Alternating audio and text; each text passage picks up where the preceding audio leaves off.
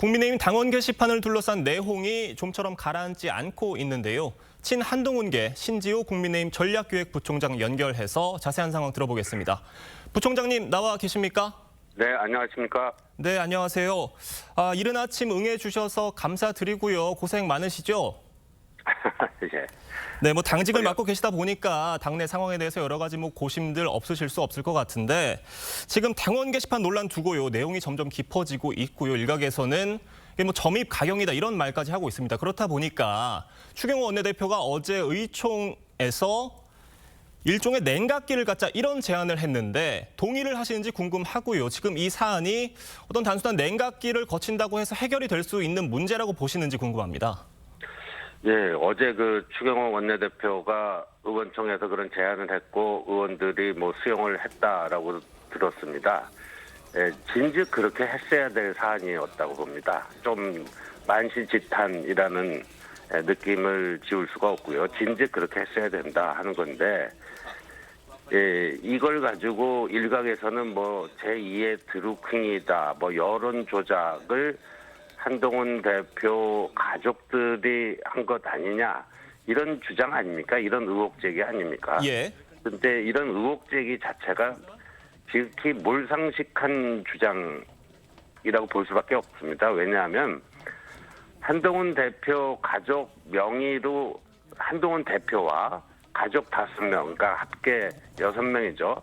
그 6명이 총 1068개의 당 게시판 글을 작성해서 올렸다 하는 건데요. 이 하루 평균으로 따지면 TV조선에서도 정확히 파악해갖고 보도를 했던데 2.39건입니다. 2.39건.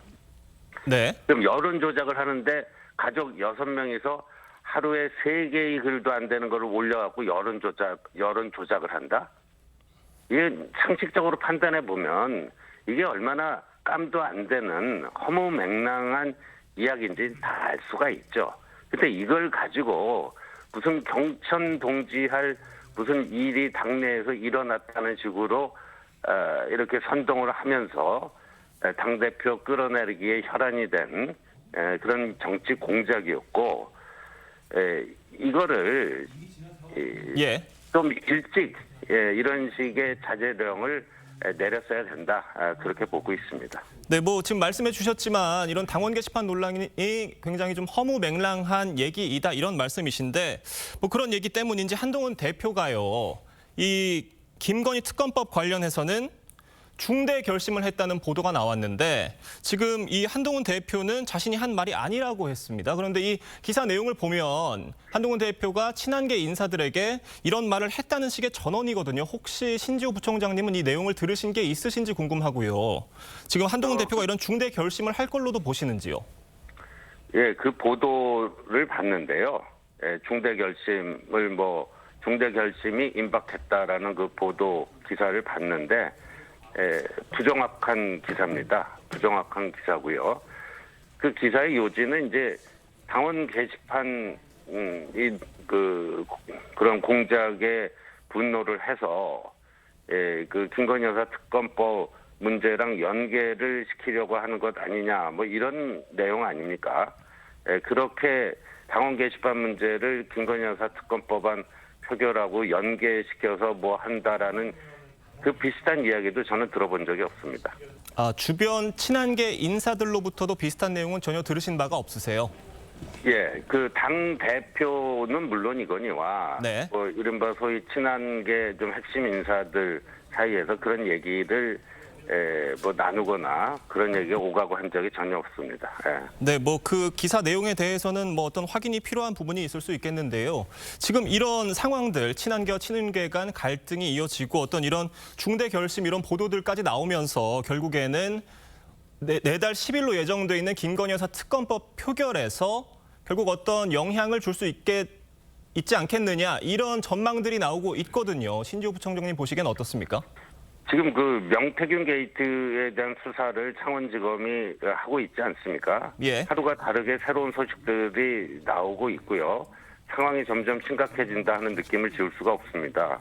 그리고 저희 당이 어제와 그제 연이틀 압수수색을 받았습니다. 예. 그래서 이 12월 10일에 그 김건희 여사 특검법안 민주당이 발의한 거 그 재표결할 예정인데요.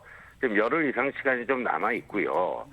이 명태균 게이트 수사가 어떤 식으로 지금 흘러갈지 이런 것도 저희가 좀 동향을 좀 잘 파악을 해야 될 것 같고요. 12월 10일 표결 그 즈음해서 상황을 종합적으로 좀 판단해서 지혜롭게 처리하지 않을까 이렇게 보여집니다. 네, 뭐 그런 수사 상황도 지켜봐야 될 것 같고요. 지금 당내에서는 어떤 이 지금 친한계와 친윤계 간 갈등 수습 국면으로 지금 가려고 하는 모양새인 걸로 보이는데 어제 김민전 최고위원이요. 사실 어제 추경호 원내대표가 어떤 냉각기를 갖자고 얘기하기 전에 한 얘기입니다만 그 최고위원 회의에서 한동훈 대표 사퇴를 주장할 경우에 고발하겠다는 글, 이 문제 기사에 대해서 뭐 기사는 존재를 하는 게 맞고 다만 나는 책임은 질 수 없다 이렇게 얘기를 했어요. 이 논란에 대해서 신지호 부총장님이 해명을 요구하셨었잖아요. 어떻게 들으셨습니까? 어제 그 김민전 최고위원의 그 해명은 좀 정직하지 못하고 좀 상식에 맞지 않는 해명을 했다 이런 생각이 듭니다. 그 기사를 많은 사람들이 읽어봤어요. 본인이 발언의 근거로 제시한 그 기사를 많은 사람들이 읽어봤는데 뭐 10중 8구 그렇게 읽을 기사가 아니다. 그렇게 읽을 기사가 아니다. 다 그렇게 얘기를 하고 있습니다. 네. 그렇다면은 김민전 최고위원이 기사를 오독한 것이라고 봐야 되고요. 그 본인의 기사 오독, 그다음에 팩트 체크도 하지 않고 최고위원 회의에서 공개적으로 대표를 비난하는 이런 거에 대해서 최소한 유감은 표했어야 된다. 네. 특히나 이제 김민전 최고위원은 대학 교수 출신 교육자 출신 아닙니까? 그래서 누구보다도 그런 정직성에 있어서는 솔선수범을 해야 될 뿐인데 어제 그 해명은 참 여러 가지로 부족했고 부적절했다 이렇게 봅니다. 뭐든 다시 재차 해명을 요구하실 계획도 있으신가요?